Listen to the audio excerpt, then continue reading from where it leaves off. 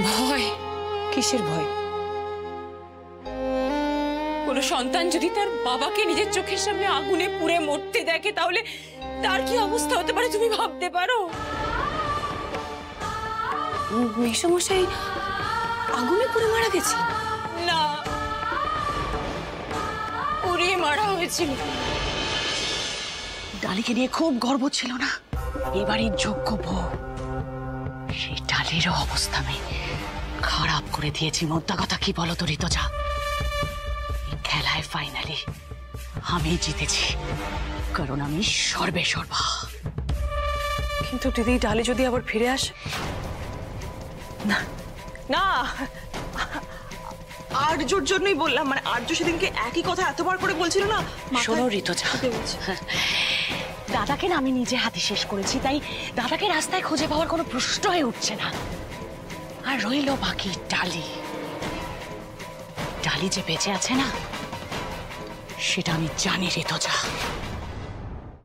পুড়িয়ে মারা হয়েছিল মানে? একটা ঘটনা আমার গোটা জীবনটা উলট পালট করে দিয়েছে ডালি। আমার আমার সুস্থ সবল মেয়েটাকে সারা জীবনের মতো অসুস্থ করে দিল, আমার সবকিছু শেষ করে দিল। কে?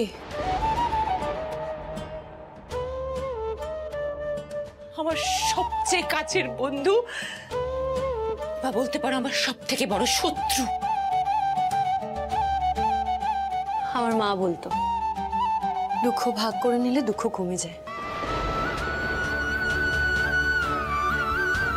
কাছের মানুষকে চিরতরে হারাবার দুঃখ কখনো কমে না ডালি, বলাও যায় না। হারাতে হয়েছিল কেন? মাসি, কি হয়েছিল তোমার সাথে? তোর মেসোমশাই ছিলেন বিজনেসম্যান।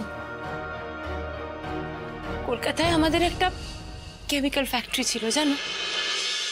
আর তার সাথে এটাও জানি যে ডালি কোনোদিনও আর এই বাড়িতে ফিরে আসবে না, আসতে পারে না ডালি।